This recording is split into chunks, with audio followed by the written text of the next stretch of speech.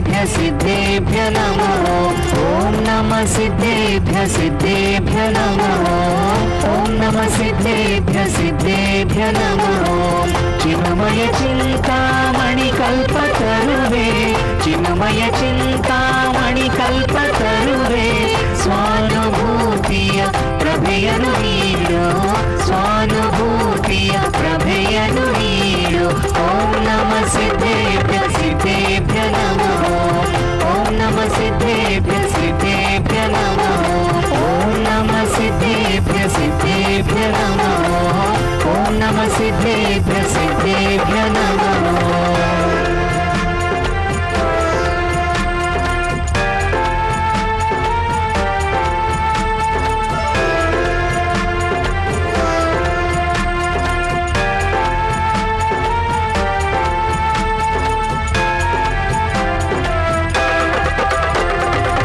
मानसहंसने घनचिद्रूपने मानसहंसने घनचिद्रूपने जन्म जरा मरणवनीगिदने जन्म जरा मरणवनीगिदने ओम नमः सिद्धेभ्य सिद्धेभ्य नमः ओम नमः सिद्धेभ्य सिद्धेभ्य नमः ओम नमः सिद्धेभ्य सिद्धेभ्य नमः ओम नमः सिद्धेभ्य सिद्धेभ्य नमः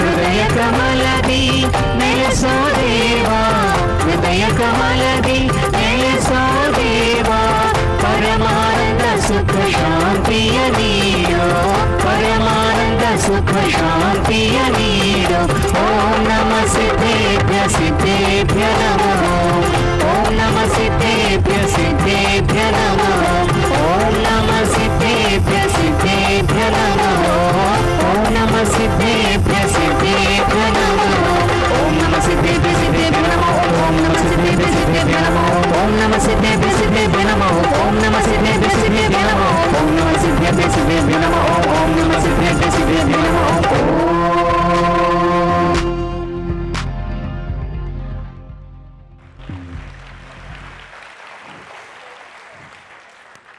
ಜೋರುಂಟಲ್ಲ ಚಪ್ಪಾಳೆ. ಹೌದಪ್ಪ. ಹೆಂಗೆ? ಹಾಯ್ ನಮಸ್ಕಾರ ನಮಸ್ಕಾರ. ಸುರೇಂದ್ರ ಸರ್ ಆರಾಮಿದ್ರಿಯಾ? ಮತ್ತೆ ಎಲ್ಲ ಸೌಖ್ಯ ಅಲ್ಲ? ನಿಮ್ಮ ಕೆಲಸ ಕಾರ್ಯ ಎಲ್ಲ ದಿನನಿತ್ಯದಂತೆ ನಡೀತಿದೆಯಲ್ಲ? ಹಾಯ್ ಕಾಫಿ ಆಯ್ತಾ ಅಂತ ಕೇಳಿದ್ದು. ಹಾಯ್ ಶ್ರದ್ಧಾಕ್ಕ ಆರಾಮಿದ್ರ? ತಿಂಡಿ ಆಯ್ತಾ? ಕಾಫಿ ಚಪ್ಪಾಳಿ ತಟ್ಲೇ ಇಲ್ಲದ ನೀವು? ಹಾ ಹಂಗೆ. ಹೆಣೆ ಹಾ ಸುಸ್ತಾಯ್ತಾ? ಸ್ವಲ್ಪ. ಹೌದಾ? ನಂಗೊಂಚೂರು ಹೆಚ್ಚಾಯ್ತು ಅನ್ಸೋದಿಲ್ಲ ಮರ್ಯ. ವಯಸ್ಸೈತಲ್ಲ. ಹಾ ಇರ್ಬೋದೇನಪ್ಪ. ಹೇ ತಮಾಷೆ ಮಾಡಿದ್ದೆ ಹೆಣೆ. ಮತ್ತೆ ಕುಣಿದದ್ದು ಹೆಂಗಾಯ್ತು? ಲೈಕ್ ಆಯ್ತಲ್ಲ. ಶುರುವಿಗೊಂದು ಲೈಕ್ ಆದ್ರೆ ಆಯ್ತು, ಇನ್ನ ಉಳಿದದ್ದನ್ನ ದಿನೇಶ್ವರು ನೋಡಿಕೊಳ್ತಾರೆ. ಹೌದೌದು. ಏನಂತೀರಾ? ಹಾ ಯಕ್ಷಿ ಪದ್ಮಿನಿ ಅಲ್ದ ರಾಗಿಣಿ ಅದು ಅಲ್ದ? ಅದು ಆಕಾಶಯಾನದಲ್ಲಿ ಸಿಕ್ಕಾಪಟ್ಟೆ ಮೋಡಗಳು ಅಡ್ಡ ಬಂದು ಸ್ವಲ್ಪ ತಲೆ ತಿರುಗಿದ ಹಾಗಾಗಿದೆ.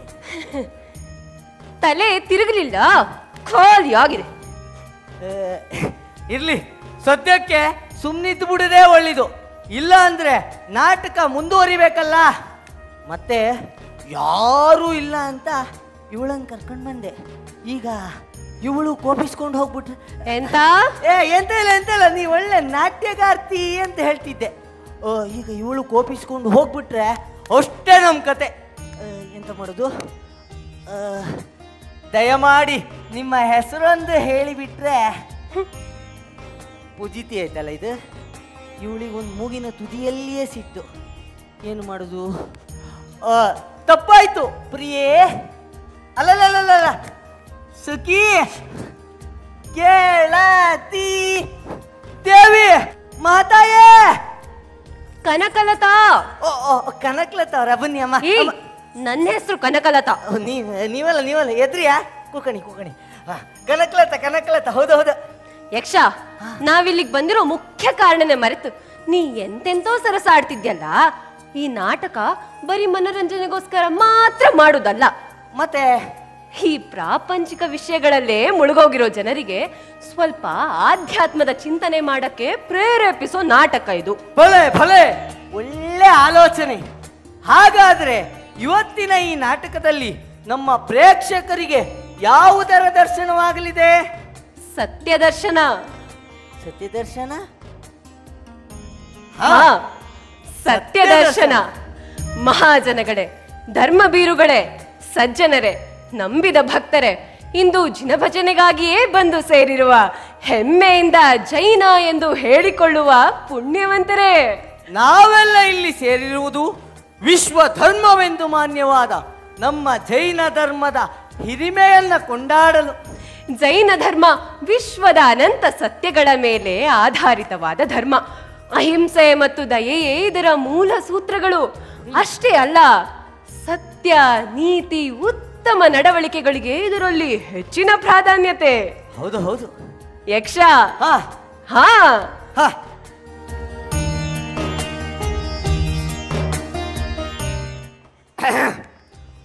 ಜಂಬೂ ದ್ವೀಪದ ಭರತ ಖಂಡದೋಳು ಪರಿಮಂಡಲ ಎಂಬುದೊಂದಾಡು. ಅದರೊಳ್ ಉರಗಾಪುರ ಮುಖ್ಯ ಪಟ್ಟಣ.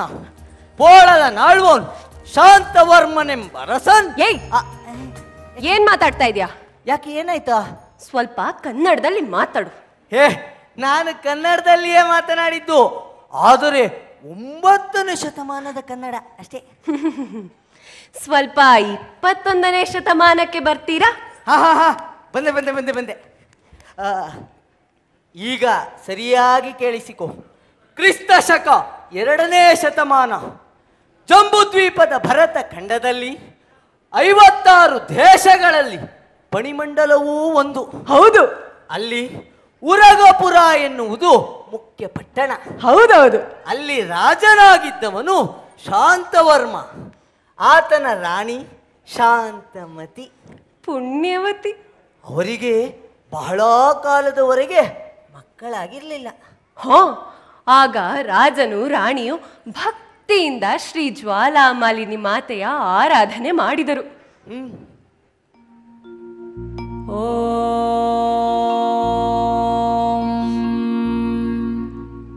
ಚಂದ್ರಪ್ರಭಾ ತ್ರಿನಯನ ಮಹಿಷಾದಿರೂಢಾ ಜ್ವಾಲಿನ್ಯಭೀಷ್ಟ ಫಲದ ಜ್ವಲನೋಜ್ವಲಾಂಗಿ ಹಸ್ತೆ ತ್ರಿಶೂಲ. ಭಕ್ತಿಯಿಂದ ಪ್ರಾರ್ಥಿಸಿದವರಿಗೆ ಮಾತೆ ಅನುಗ್ರಹಿಸದೆ ಇರುವಳೆ. ಶೀಘ್ರದಲ್ಲಿ ಶಾಂತಮತಿ ಹಾಗೂ ಶಾಂತವರ್ಮನಿಗೆ ಓರ್ವ ಮಗ ಜನಿಸಿದ. ಅವನಿಗೆ ತಂದೆ ತಾಯಿಗಳು ಪ್ರೀತಿಯಿಂದ ಶ್ರೀವರ್ಮ ಎಂದು ಹೆಸರಿಟ್ಟರು. ಬಾಲಚಂದ್ರನಂತೆ ಬೆಳೆದು ಶ್ರೀವರ್ಮ ಸದ್ಗುಣ ಸಂಪನ್ನನಾಗಿ ಸಕಲ ವಿದ್ಯಾ ಪಾರಂಗತನಾಗಿ ಪ್ರಾಯ ಪ್ರಬುದ್ಧನಾಗಿ ಯೌವನಕ್ಕೆ ಕಾಲಿಟ್ಟ. ಸುಂದರ ಸದ್ಗುಣ ವಿದ್ಯಾವಂತ ಶ್ರೀವರ್ಮನನ್ನು ಕಂಡರೆ ದೇಶದ ಸಕಲ ಹೆಣ್ಣು ಮಕ್ಕಳಿಗೂ ಪ್ರೀತಿ ಮೋಹ. ಯಕ್ಷಿ, ಹಾಗಲ್ವೇ? ಅವರಿಗೆಲ್ಲ ಶ್ರೀವರ್ಮನ ಮೇಲೆ ಮೋಹ ಇರಬಹುದು, ಆದರೆ ಅವನಿಗೆ ಅವರ ಮೇಲೆ ಮೋಹ ಇರಬೇಕಲ್ಲ. ಅಯ್ಯಯ್ಯೋ, ಮತ್ತೇನು? ಅವನಿಗೆ ಒಂದೇ ಧ್ಯಾನ, ಶ್ರೀ ಜಿನೇಶ್ವರನದ್ದು. ಸದಾ ಜಿನೇಶ್ವರನ ಧ್ಯಾನದಲ್ಲಿ ಮುಳುಗಿ ಸಂಸಾರ ಸುಖದಿಂದ ವಿಮುಖನಾದ. ಅಯ್ಯಯ್ಯೋ, ಆಮೇಲೇನು? ಮಾತಾಪಿತೃಗಳ ಅನುಮತಿಯನ್ನ ಪಡೆದು ನೇರ ಅರಮನೆಯಿಂದ ಹೊರಟ. ಎಲ್ಲಿಗೆ? ಗುರುಗಳಾದ ಗುಣಭದ್ರಾಚಾರ್ಯರ ಬಳಿಗೆ ಹೋದ. ಯಾಕೆ?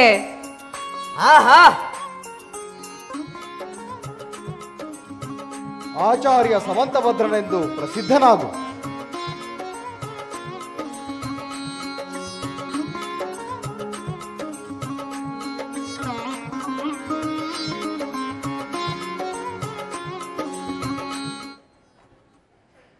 ಆಹಾ, ಆಚಾರ್ಯ ಸಮಂತಭದ್ರರು ಎಂತಹ ವಾಗ್ಮಿಗಳು!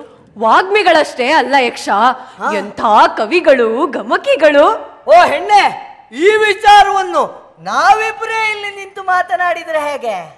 ಮತ್ತೆಂತ ಮಾಡುದು? ಅಲ್ಲಿ ನೋಡ, ಹುಳ್ಳಿಯ ಜನ ಬರ್ತಿದ್ದಾರೆ, ಅವರ ಬಾಯೆಲ್ಲ ಕೇಳಿದ್ರೆ ಹೇಗೆ? ನಿನಗೂ ಸಮ ಉಂಟು. ಎಂತ ನಿನ್ ಮಂಡೆ.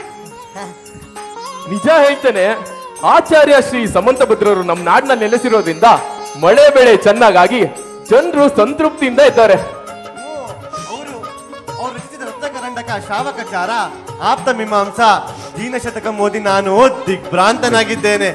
ಆಹಾ, ಎಂತಹ ವಿದ್ವತ್ತು!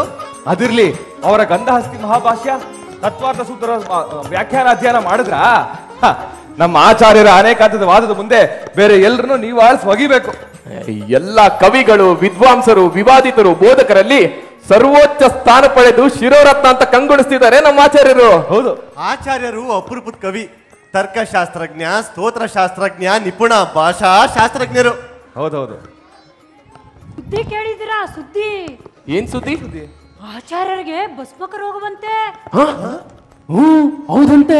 ಆಚಾರ್ಯರು ಮಣಿವಕ್ಕನ ಗ್ರಾಮಕ್ಕೆ ಹೋಗಿದ್ದಾಗ ತಗುಲುತ್ತಂತೆ. ಹೌದು, ನಾನು ಕೇಳಿದೆ. ಅದೇನು ಭಸ್ಮಕ ಅಂದ್ರೆ? ಅತೃಪ್ತ ಹಸುವಿನ ಸ್ಥಿತಿ. ಎಷ್ಟು ತಿಂದರೂ ಇಂಗದಾಸಿವು. ಅಯ್ಯೋ, ಆಚಾರ್ಯರು ಮುನಿ ಧರ್ಮದ ಪ್ರಕಾರ ದಿನಕ್ಕೆ ಒಂದಕ್ಕಿಂತ ಹೆಚ್ಚು ಬಾರಿ ತಿನ್ನೋ ಹಾಗಿಲ್ಲ. ಇಂಥ ಘೋರ ಹಸುವನ್ನ ಅದ್ ಹೇಗ್ ಸಹಿಸ್ಕೊಳ್ತಾರೋ ಏನೋ. ಕಲ್ ತಿಂದ್ರು, ಸಮುದ್ರನೇ ಕುಡಿದ್ರು ಹಸುವು ದಾಹ ಅಡಗುವುದಿಲ್ವಂತೆ. ಅಯ್ಯೋ, ಇದೆಂತ ಸ್ಥಿತಿ ಬಂತು ಆಚಾರ್ಯರಿಗೆ? ಈಗ ಆಚಾರ್ಯರು ಏನ್ ಮಾಡ್ತಾರೋ ಏನೋ. ಹೌದಲ್ಲ? ಅಯ್ಯೋ, ಇದೇನು ಹಸಿವು! ಈ ರಣ ಹಸಿವಿನ ಭಸ್ಮಕ ರೋಗವನ್ನು ತಡೆಯುವ ಶಕ್ತಿ ನನ್ನಲ್ಲಿಲ್ಲ. ರೋಗ ಶಮನವಾಗುವ ಉಪಾಯವೂ ತಿಳಿದಿಲ್ಲ. ಮುನಿ ಧರ್ಮವನ್ನು ಬಿಟ್ಟು ಬದುಕುವುದೇ ವ್ಯರ್ಥ. ಧ್ಯಾನ, ಅಧ್ಯಯನ ಯಾವುದನ್ನು ಮಾಡಲು ಆಗುತ್ತಿಲ್ಲವಲ್ಲ. ಏನು ಮಾಡಲಿ, ಏನು ಮಾಡಲಿ?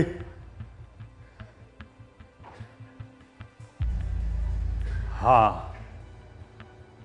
ಸಲ್ಲೇಖನ ಒಂದೇ ಇದಕ್ಕೆ ಪರಿಹಾರ.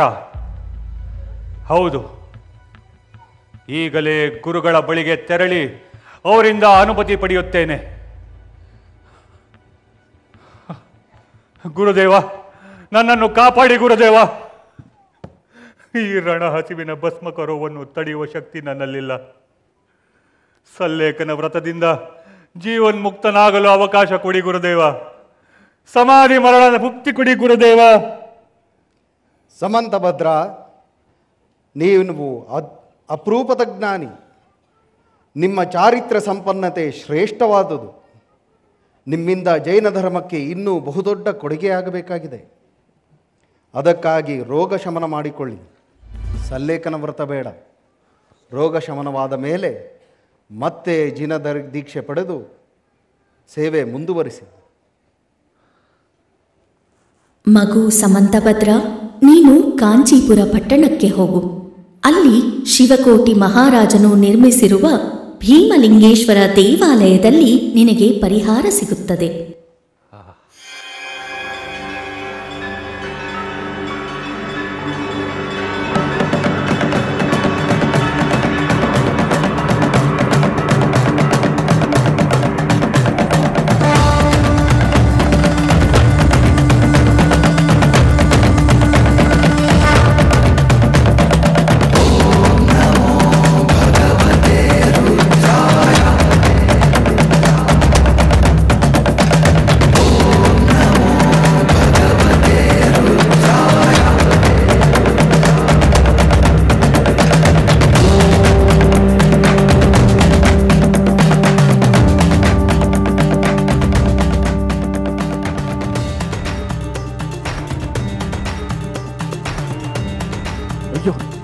ಪ್ರಸಾದ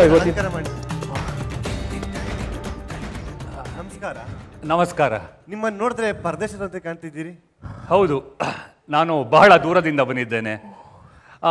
ಇದು ಯಾವ ದೇವಾಲಯ? ಇದು ಕಾಂಚೀಪುರದ ಭೀಮಲಿಂಗೇಶ್ವರ ದೇವಾಲಯ. ನಮ್ಮ ರಾಜರು ಶಿವಕೋಟಿ ಮಹಾರಾಜರು, ಮಹಾ ಧರ್ಮನಿಷ್ಠರು, ಭೀಮಲಿಂಗೇಶ್ವರನ ಪರಮ ಭಕ್ತರು. ರಾಜರು ತಮ್ಮ ಭಕ್ತಿಯ ಪ್ರತೀಕವಾಗಿ ಭೀಮಲಿಂಗೇಶ್ವರನಿಗೆ ಪ್ರತಿದಿನ 12 ಕಂಡುಗ ಅಕ್ಕಿ ಅನ್ನವನ್ನ ಸಮರ್ಪಿಸ್ತಾರೆ. ಆ ಪ್ರಸಾದವನ್ನ ಸ್ವೀಕರಿಸಲು 10 ಗಾವುದ ದೂರಗಳಿಂದ ಭಕ್ತರು ಬರ್ತಾರೆ. ತಾವು ಈ ಪ್ರಸಾದವನ್ನ ಸ್ವೀಕರಿಸಿ ಆಚಾರ್ಯರೇ. ಸ್ವೀಕರಿಸಬಹುದು, ಆದರೆ ಅದಕ್ಕೆ ಪ್ರತಿಯಾಗಿ ನಮ್ಮ ಪರಂಪರೆಯಂತೆ ಧರ್ಮೋಪದೇಶವನ್ನು ನೀಡಬೇಕು. ಅವಶ್ಯ, ನಮ್ಮ ಭಾಗ್ಯ.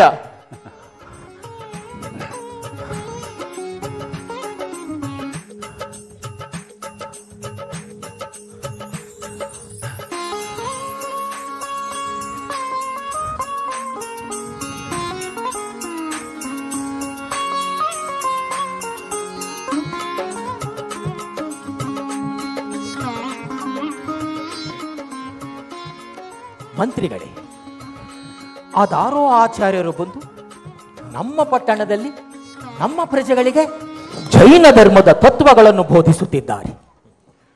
ನಮ್ಮ ಜನರು ಭೀಮಲಿಂಗೇಶ್ವರ ದೇವಾಲಯವನ್ನು ಮರೆತು ಅವರ ಪ್ರವಚನಗಳಿಗೆ ಮುಗಿಬಿದ್ದಿದ್ದಾರೆ. ಮಹಾಪ್ರಭು, ಅವರು ಆಚಾರ್ಯ ಸಮಂತಭದ್ರರು. ಅವರ ಆಶೀರ್ವಚನಕ್ಕೆ ಪ್ರಜೆಗಳು ಮರುಳಾಗಿದ್ದಾರೆ. ಇಂಥ ಮುನಿಗಳ ಆಶೀರ್ವಚನ ನಾನು ಕಾಣೇನೆ. ಜನಗಳಿಗೆ ಯಾವುದಕ್ಕಾದರೂ ಮರುಳಾಗುತ್ತಾರೆ. ನಡೆಯಿರಿ, ನಾವೇ ಹೋಗಿ ನೋಡೋಣ.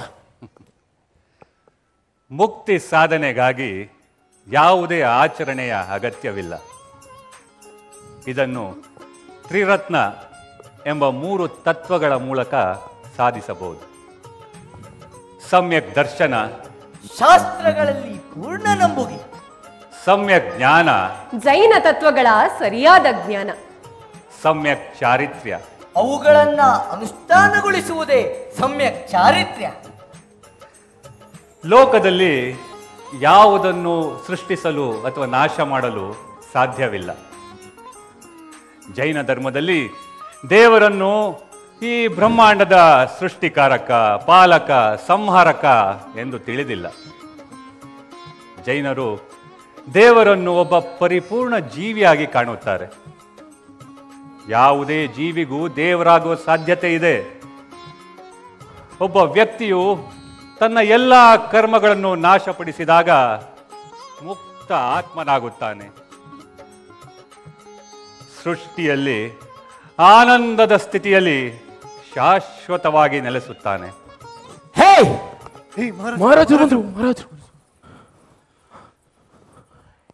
ಏನು ಮಾತನಾಡುತ್ತಿದ್ದೀರಿ?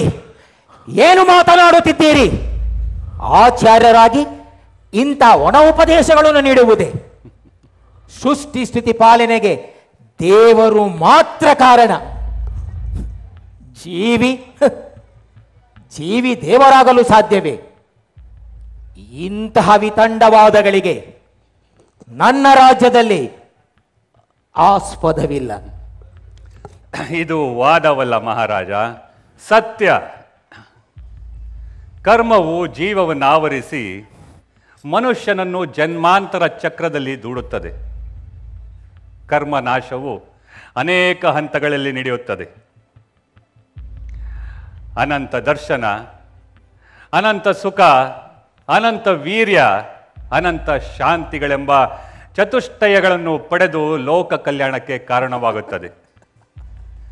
ಜೀವವು ಮೋಕ್ಷವನ್ನು ಹಂತ ಹಂತವಾಗಿ ಪಡೆದುಕೊಳ್ಳುತ್ತದೆ. ಹಂತ ಹಂತವಾಗಿ? ಹಂತ ಹಂತವೇಕೆ?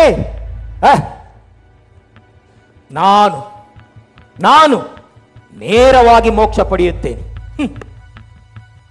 ಭೀಮಲಿಂಗೇಶ್ವರನಿಗೆ ಪ್ರತಿದಿನ 12 ಕಂಡುಗ ಅಕ್ಕಿಯ ಅನ್ನವನ್ನು ನೈವೇದ್ಯ ಮಾಡುವೆಂದರೆ ಸಾಮಾನ್ಯವೆಂದುಕೊಂಡಿರ? ಅಂತಹ ಭಕ್ತನೆನ್ನುವ ಅಹಂಕಾರವಿದ್ದರೆ ದೇವರಿಗೆ ನೇರವಾಗಿ ಮುಣಿಸು ನೋಡುವ.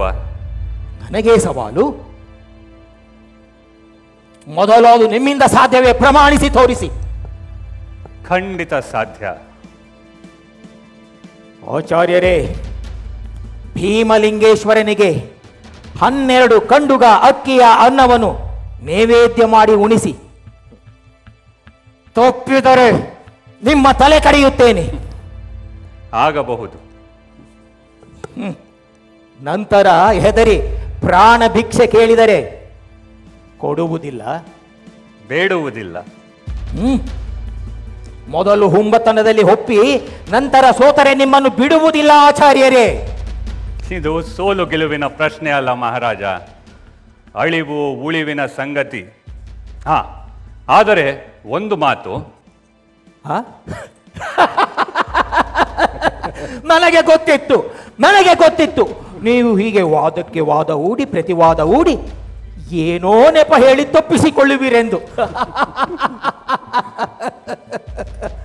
ಮೊದಲು ಮಾತು ಏನೆಂದು ಕೇಳು ಮಹಾರಾಜ.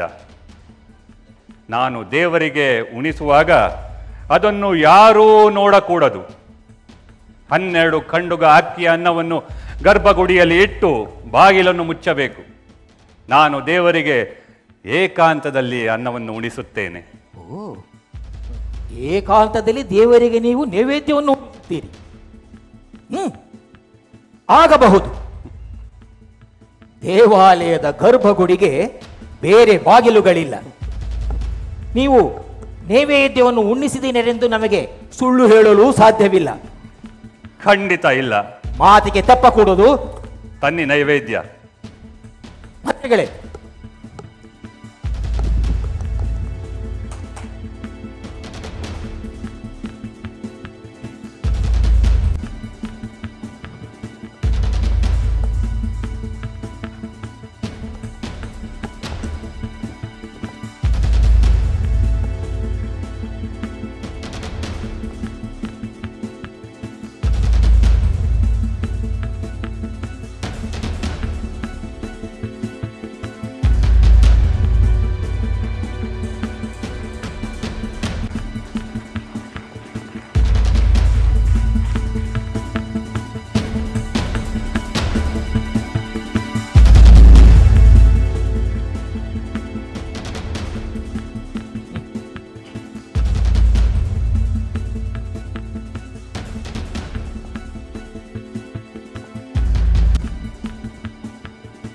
ಮಂತ್ರಿಗಳೇ, ಮಹಾಪ್ರಭು, ಇವರ ಮೇಲೆ ಒಂದು ಕಣ್ಣಿಟ್ಟಿರಿ. ಇಲ್ಲಿ ನಡೆಯುವ ಪ್ರತಿಯೊಂದು ವಿದ್ಯಮಾನಗಳು ನನಗೆ ತಪ್ಪದೆ ವರದಿ ಆಗುತ್ತಿರಬೇಕು. ಜಾಗ್ರತೆ.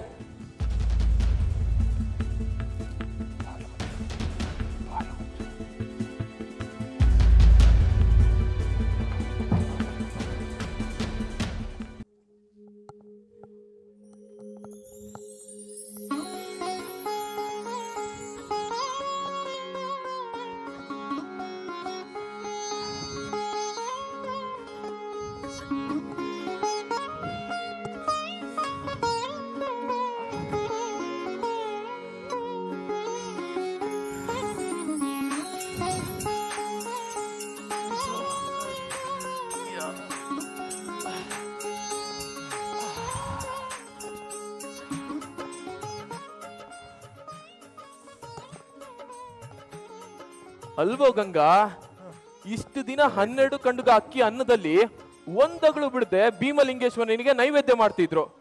ಆದ್ರೆ ಇತ್ತೀಚೆಗೆ 2 ದಿನಗಳಿಂದ ಅನ್ನ ಮಿಕ್ತಿದೆಯಲ್ಲೋ, ಇದಕ್ಕೇನೋ ಕಾರಣ? ನನ್ಗೂ ಅದೇ ಆಶ್ಚರ್ಯ. ಈ ಮಿಕ್ಕ ಅನ್ನವನ್ನು ಏನ್ ಮಾಡೋದು ಅಂತ. ಬಡವರಿಗೆ ಹಂಚ್ಬಿಡೋಣ. ಇದನ್ನ ಯಾರು ಅಲ್ಲಿ ತನಕ ಒತ್ಕೊಯ್ತಾರೆ? ನನ್ ಕೈಲಾಗಲ್ಲಪ್ಪ. ಏನೋ ಮಾಡೋದು.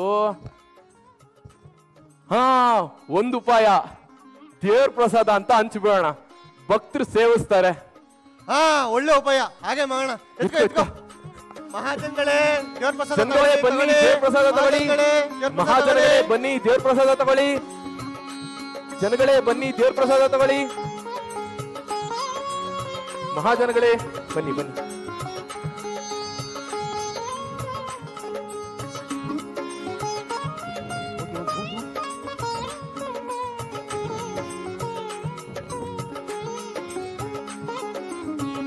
ಬನ್ನಿ.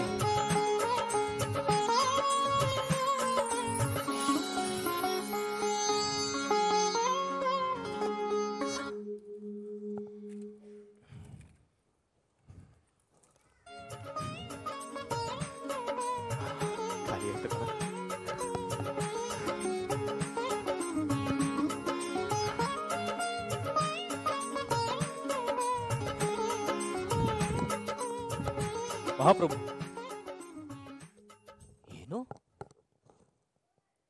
ಆಚಾರ್ಯರು ಭೀಮಲಿಂಗೇಶ್ವರನಿಗೆ ಪ್ರಸಾದ ಉಣ್ಣಿಸುತ್ತೇನೆಂದು ಹೇಳಿ ಈಗ ಪ್ರಜೆಗಳಿಗೆ ಹಂಚುತ್ತಿದ್ದಾರೆ. ಅಂದರೆ ಇದರ ಅರ್ಥ ಇನ್ನೇನರ್ಥ ಮಹಾಪ್ರಭು? ಆಚಾರ್ಯರು ವಚನ ಭ್ರಷ್ಟರಾದರೆಂದು ಅರ್ಥ. ಮಂತ್ರಿಗಳೇ, ಈಗಲೇ ಹೋಗಿ ದೇವಾಲಯದ ಬಾಗಿಲನ್ನು ತೆಗೆಯಿರಿ. ಮಹಾಪ್ರಭು, ಆಚಾರ್ಯರಿಗೆ ಕೋಪ ಬಂದರೆ? ನೀವು ಈಗ ಹೋಗಿ ಬಾಗಿಲು ತೆಗೆಸದಿದ್ದರೆ ನನಗೆ ಕೋಪ ಬರುತ್ತದೆ.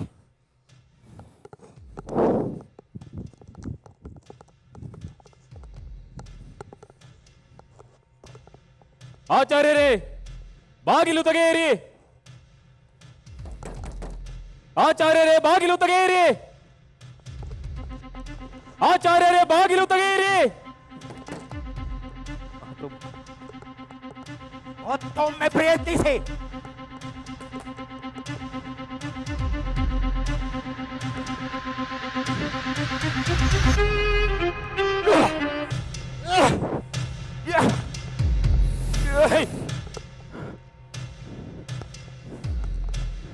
ಮಹಾಪ್ರಭು, ಆಚಾರ್ಯರೇ, ಬಾಗಿಲು ತೆಗೆಯಿರಿ. ಆಚಾರ್ಯರೇ, ಬಾಗಿಲು ತೆಗೆಯಿರಿ. ನಿಮ್ಮ ಮೋಸ ನಮಗೆ ಅರ್ಥವಾಗಿದೆ. ಆಚಾರ್ಯರೇ, ನೀವು ವಚನ ಭ್ರಷ್ಟರಾಗಿದ್ದೀರಿ. ಆಚಾರ್ಯರೇ, ಬಾಗಿಲು ತೆಗೆಯಿರಿ. ಆಚಾರ್ಯರೇ, ಆಚಾರ್ಯರೇ, ಬಾಗಿಲು ತೆಗೆಯಿರಿ.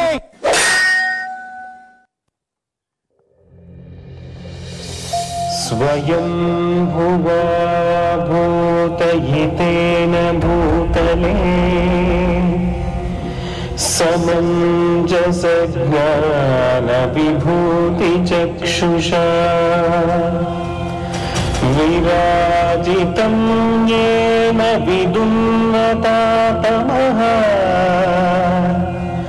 ಕ್ಷಪಾಕರೇಣೇನ ಗುಣೋತ್ಕರೈಃ ಕರೈಃ ಕ್ಷಪಾಕರೇಣೇನ ಗುಣೋತ್ಕರೈಃ ಕರೈಃ स विश्वचक्षुरुषभोर्जितः सताम् समग्रविद्यात्ववपुर्निरञ्जनः पुनातु चेतो मम नाभिनन्दनो जिनो जितक्षुल्लकवादिशासनः ಆಚಾರ್ಯರೇ, ನನ್ನನ್ನು ಕ್ಷಮಿಸಿ. ನನ್ನಿಂದ ಅಪರಾಧವಾಯಿತು. ಇರಲಿ, ಚಿಂತೆ ಇಲ್ಲ. ನಾನು ನಿಮಗೆ ಮೊದಲೇ ವಾಸ್ತವವನ್ನು ತಿಳಿಸಬೇಕಿತ್ತು. ನಾನು ಸಮಂತಭದ್ರ ಮುನಿದೀಕ್ಷೆ ಪಡೆದವನು. ಶ್ರೀ ಜ್ವಾಲಾ ಮಾಲಿನಿಯ ಸೂಚನೆಯಂತೆ ಇಲ್ಲಿಗೆ ಬಂದೆ. ನಿಮ್ಮ ನೈವೇದ್ಯವನ್ನು ಸ್ವೀಕರಿಸಿ ನನ್ನ ಭಸ್ಮಕ ರೋಗವು ಶಮನವಾಯಿತು. ಅದಕ್ಕಾಗಿ ನಾನೇ ನಿಮಗೆ ಚಿರಋಣಿ. ಅಯ್ಯೋ, ಹಾಗೆನ್ನಬೇಡಿ, ಹಾಗೆನ್ನಬೇಡಿ. ನೀವು ಶ್ರಮಣರು, ನೀವು ಶ್ರಮಣರು. ಆಚಾರ್ಯರೇ, ನನಗೊಂದು ಸಂದೇಹವಿದೆ, ವ್ಯಕ್ತಪಡಿಸಬಹುದೇ?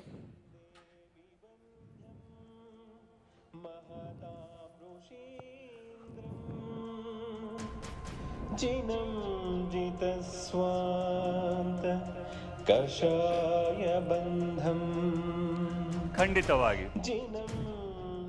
ಆಚಾರ್ಯರೇ, ಇದು ಭೀಮಲಿಂಗೇಶ್ವರನ ದೇವಾಲಯ. ಇಲ್ಲಿ ಚಂದ್ರನಾಥ ಸ್ವಾಮಿಯ ಬಿಂಬ ಕಾಣಿಸಿದಾದರೂ ಹೇಗೆ? ಇದೇನು ನನಗೊಂದು ಅರ್ಥವಾಗುತ್ತಿಲ್ಲ. ಪವಾಡವೇ? ನಾನು ದಿಗ್ಮೂಢನಾಗಿದ್ದೇನೆ. ಮಹಾರಾಜ, ಚಂದ್ರನನ್ನು ಶಿರದಲ್ಲಿ ಧರಿಸಿದ ಶಿವನಿಗೂ ಚಂದ್ರನನ್ನು ಲಾಂಛನವಾಗುಳ್ಳ ಚಂದ್ರನಾಥ ಸ್ವಾಮಿಯಲ್ಲೂ ಭೇದವೆಣಿಸಬಾರದು. ಮನುಜರಲ್ಲಿ ಭಕ್ತಿ ಮುಖ್ಯ. ಜೈನ ಧರ್ಮವು ಪ್ರಥಮತಃ ತಾತ್ವಿಕ ವಿಚಾರದಲ್ಲಿ, ಧಾರ್ಮಿಕ ವಿಚಾರದಲ್ಲಿ ಅಹಿಂಸೆಯನ್ನೇ ಮುಖ್ಯವಾದ ಆಚಾರ ಎಂದು ನಂಬಿದೆ. ಈ ವಿಶ್ವವನ್ನು ಅನೇಕ ದೃಷ್ಟಿಯಿಂದ ನೋಡಬಹುದು, ಒಂದು ಪ್ರತ್ಯೇಕ ನಿರ್ಣಯಕ್ಕೂ ಬರಬಹುದು. ಸತ್ಯದ ಪೂರ್ಣ ಸ್ವರೂಪವನ್ನು ನಿರ್ಣಯಿಸುವುದಲ್ಲ, ಸತ್ಯವು ಹೀಗೆ ಇರಬಹುದು ಎಂಬ ಸಂಭಾವ್ಯತ ಸಿದ್ಧಾಂತ ಕೂಡ ಸಾಧ್ಯ.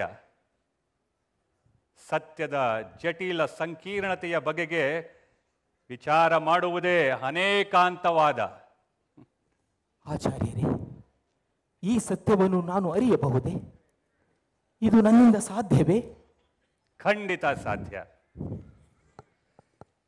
ಸತ್ಯವನ್ನು 7 ಬಗೆಯಲ್ಲಿ ತಿಳಿಯುವ ಪ್ರಯತ್ನವನ್ನು ಮಾಡಬಹುದು. ಸ್ಯಾದಸ್ತಿ ಅಂದರೆ ಹೀಗಿರಬಹುದು, ಸ್ಯಾನಾಸ್ತಿ ಹೀಗಿರಲಾರದು, ಸ್ಯಾದಸ್ತಿ ಚ ನಾಸ್ತಿ ಚ. ಯಕ್ಷಿ ಬೈಲಿ, ಇದೇನು ಆಚಾರ್ಯರು ಹೇಳುತ್ತಿರುವುದು? ಅನೇಕಾಂತವಾದ ಅಂದ್ರೇನು? ನಿನಗೇನಾರು ಅರ್ಥ ಆಯ್ತಾ? ನನಗಂತೂ ಅರ್ಥ ಆಗಿಲ್ಲಪ್ಪ. ಅಷ್ಟು ಗಹನವಾದ ವಿಚಾರ ನಿನಗೆಷ್ಟು ಸುಲಭವಾಗಿ ಅರ್ಥವಾಗೋದಾಗಿದ್ದಿದ್ರೆ ಚೆನ್ನಾಗಿರೋದು. ಪರವಾಗಿಲ್ಲ, ನಾನೇ ಒಂದು ಕತೆ ಹೇಳೋದ್ರ ಮೂಲಕ ನಿನಗೆ ಅರ್ಥ ಮಾಡಿಸ್ತೀನಿ. ಕತೆನಾ? ಕತೆ ಅಂದ್ರೆ ನನಗೆ ಬಹಳ ಆಸಕ್ತಿ. ಹೇಳು, ಕೇಳೋಣ. ಒಂದೂರಲ್ಲಿ ಕುರುಡ್ರಿದ್ರಂತೆ. ಕುರುಡ್ರ? ಹಾ. ಆ ಊರಿಗೆ ಒಂದು ಆನೆ ಬಂತಂತೆ. ಹಾ. ಆನೆ ಅಂದ್ರೆ ಏನು ಅಂತ ಗೊತ್ತಿಲ್ಲದೆ ಇರೋ ಇವರು ಹೇಗಾದ್ರೂ ಮಾಡಿ ಆನೆನ ಅನುಭವಿಸ್ಬೇಕು ಅಂತ ನಿರ್ಧರಿಸಿದ್ರಂತೆ. ಮೊದಲನೇ ಅವನು ಆನೆ ಗೋಡೆ ಇದ್ದಾಗಿದೆ ಅಂತ ಆನೆಯ ಹೊಟ್ಟೆ ಮುಟ್ಟಿ ಹೇಳಿದ್ನಂತೆ. ಎರಡನೇ ಅವನು ಆನೆ ಬೀಸೊಣಗೆ ಇದ್ದಂಗಿದೆ ಕಣೋ ಅಂತ ಆನೆಯ ಕಿವಿನ ಮುಟ್ಟಿ ಹೇಳದ್ನಂತೆ. ಮೂರನೇ ಅವನು ಓಹೋ ಆನೆ ಕಂಬದ ಹಾಗಿದೆ ಅಂತ ಆನೆಯ ಕಾಲನ್ನ ಮುಟ್ಟಿ ಹೇಳದ್ನಂತೆ. ನಾಲ್ಕನೇ ಅವನು ಇಲ್ವಲ್ಲ ಆನೆ ಕೊಂಬೆಯ ಹಾಗಿದೆ ಅಂತ ಆನೆಯ ಸೊಂಡಿಲನ್ನ ಮುಟ್ಟಿ ಹೇಳದ್ನಂತೆ. ಐದನೇ ಅವನು ಛೆ ಇಲ್ಲಪ್ಪ ಆನೆ ಕೊಳುವೆ ಆಗಿದೆ ಅಂತ ಆನೆಯ ದಂತವನ್ನ ಮುಟ್ಟಿ ಹೇಳದ್ನಂತೆ. ಕೊಳುವೆ? ಹಾ. ಆರನೇ ಅವನು ನಿಮ್ಗೆ ಯಾರಿಗೂ ಏನು ಗೊತ್ತೇ ಇಲ್ವಲ್ಲ ಆನೆ ಹಗ್ಗದ ಹಾಗಿದೆ ಅಂತ ಆನೆಯ ಬಾಲವನ್ನ ಮುಟ್ಟಿ ಹೇಳದ್ನಂತೆ. ಏಳನೇ ಅವನಿಗೆ ಕಣ್ಣಿತ್ತಂತೆ. ಅವನ್ ಬಂದು ನೀವ್ ಹೇಳಿರೋದೆಲ್ಲದೂ ನಿಜವೇ, ನೀವ್ ಹೇಳಿರೋ ಎಲ್ಲಾ ವೈಶಿಷ್ಟ್ಯಗಳನ್ನ ಕೂಡ್ಸಿದ್ರೆ ಒಂದ್ ಆನೆ ಆಗೋದು ಅಂತ ಅನ್ನಂತೆ. ಈಗ ಅರ್ಥ ಆಯ್ತಾ? ಆಚಾರ್ಯರು ಹೇಳಿದ ಅನೇಕಾಂತವಾದಕ್ಕೆ ಇದೇ ಒಂದು ಉದಾಹರಣೆ ಯಕ್ಷ. ಈಗ ಅರ್ಥ ಆಯ್ತು. ಯಕ್ಷಿ, ಇನ್ನೂ ಆಚಾರ್ಯರು ಮಹಾರಾಜರಿಗೆ ಏನೇನ್ ಹೇಳ್ತಾರೋ ಅಲ್ಲಿಗೆ ಹೋಗಿ ಕೇಳೋಣ ಬಾ. ಸರಿ.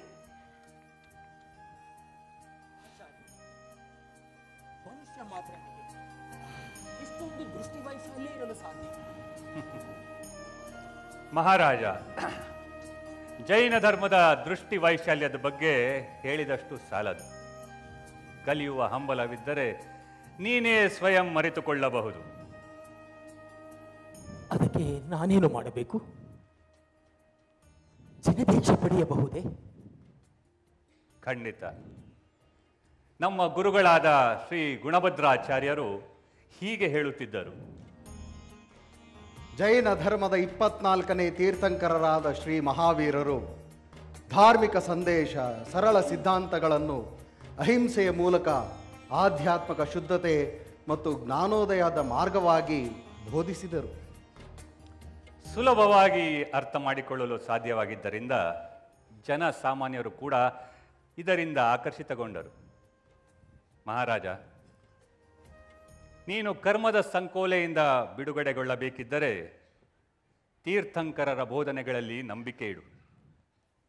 ಶುದ್ಧ ಮನಸ್ಸಿನಿಂದ ಧರ್ಮ ಪ್ರಚಾರದಲ್ಲಿ ತೊಡಗಿಕೊ. ಜೈನ ಧರ್ಮದ ನಿಜವಾದ ಗುರಿ ಜೀವಿಯ ಸಂಪೂರ್ಣ ಪರಿಪೂರ್ಣತೆ ಮತ್ತು ಶುದ್ಧೀಕರಣ. ಧನ್ಯ ನಾನು, ಧನ್ಯ. ನನ್ನ ಜೀವನದ ಸಾರ್ಥಕ ದಿನವಿದು. ಸತ್ಯ ದರ್ಶನದ ಸುಂದರ ಗಳಿಗೆ ಇದು. ಸತ್ಯ ದರ್ಶನದ ಸುಂದರ ಗಳಿಗೆ ಇದು.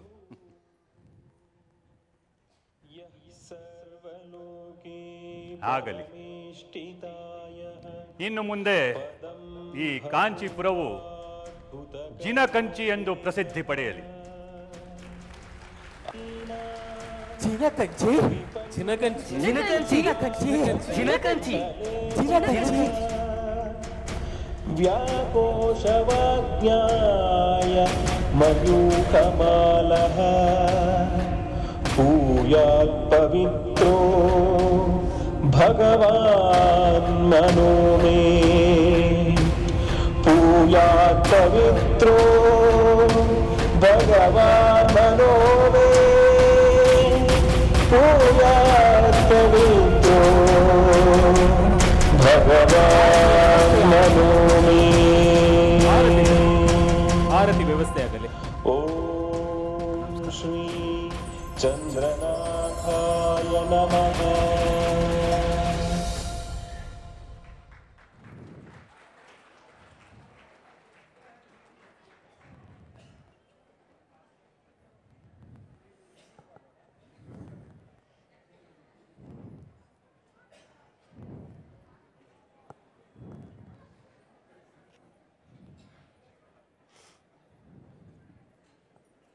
ಮಹಾರಾಜ,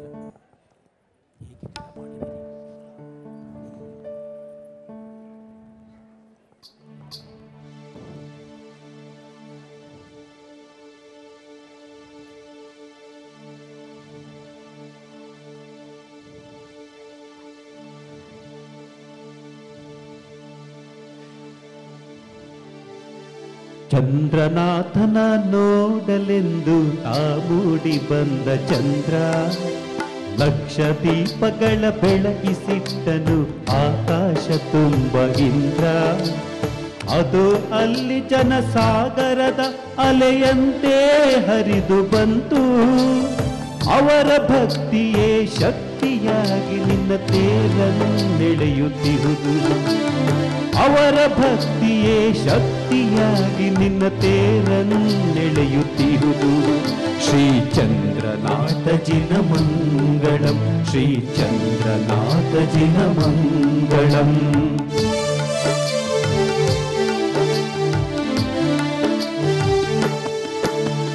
ಕಣ್ಣ ಕಾಂತಿಯೇ ನಿನಗೆ ಆರತಿ, ಕೊಡಿಯ ಒಳಗು ಹೊರಗು. ಕಾಲಧೂಳಿ ಆಕಾಶ ಮುಟ್ಟುತ್ತಲಿ ಮೋಡವಾಯಿತಲ್ಲಿ. ಆನಂದ ಭಾಷ್ಪದಿ ಭೂಮಿ ತಣಿದಿದೆ ಮಣಿಯ ರೂಪದಲ್ಲಿ. ಮಂತ್ರಘೋಷಗಳ ಘಂಟಾನಾದವು ನಿನ್ನ ಸನಿಹದಲ್ಲಿ. ಮಂತ್ರಘೋಷಗಳ ಘಂಟಾನಾದವು ನಿನ್ನ ಸನಿಹದಲ್ಲಿ. ಶ್ರೀ ಚಂದ್ರನಾಥ ಜಿನ ಮಂಗಳಂ, ಶ್ರೀ ಚಂದ್ರನಾಥ ಜಿನ ಮಂಗಳಂ.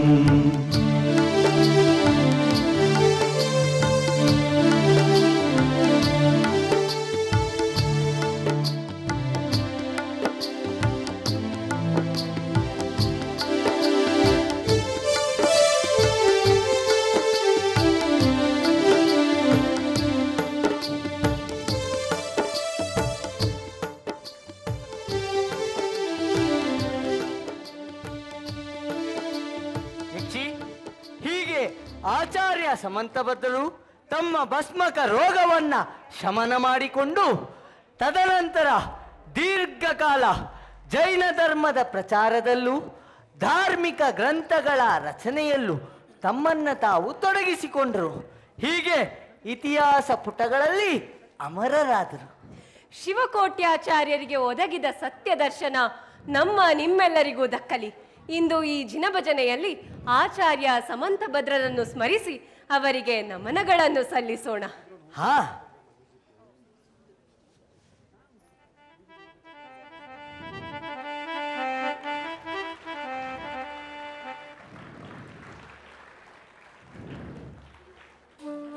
ಚಂದ್ರಕಾಂತಿಯ ರೂಪ ನಿನ್ನದು ಮನವ ಸೆಳೆಯುತ್ತಿಹುದು.